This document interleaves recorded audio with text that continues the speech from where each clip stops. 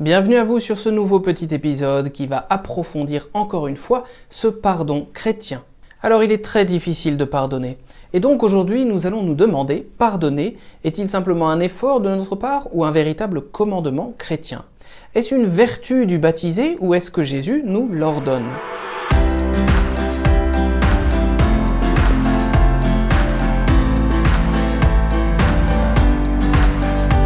Cette question se pose à partir de l'Écriture. En effet, dans la prière du Christ et au plus haut point dans le Notre Père, nous avons une difficulté.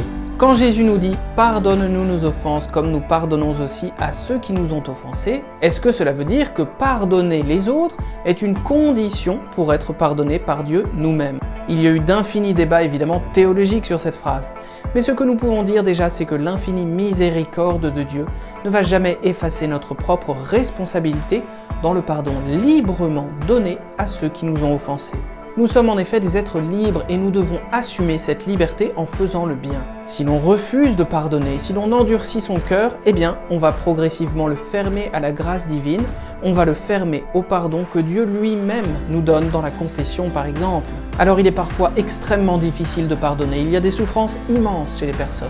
Mais la grâce du baptême vient laisser Dieu agir en nous et habiter ce pardon que parfois nous avons beaucoup de mal à donner. En Matthieu, au chapitre 18, nous avons la parabole du serviteur impitoyable. Cet homme va recevoir de Dieu, symbolisé par un homme riche et puissant, un pardon extraordinaire. Mais une fois libéré de ses chaînes, il ne va pas accepter à son tour de pardonner son prochain pour une dette beaucoup plus petite. Et il va donc finir en prison, un symbole assez effrayant pour nous.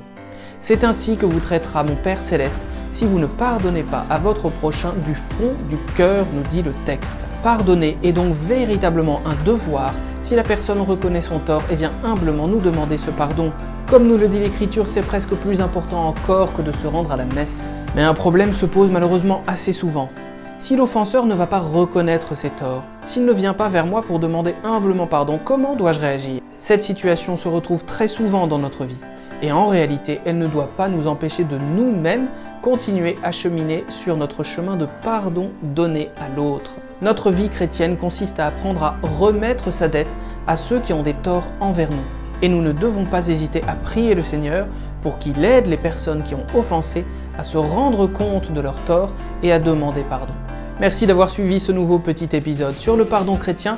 Je vous donne rendez-vous pour la prochaine fois et vous souhaite une excellente journée.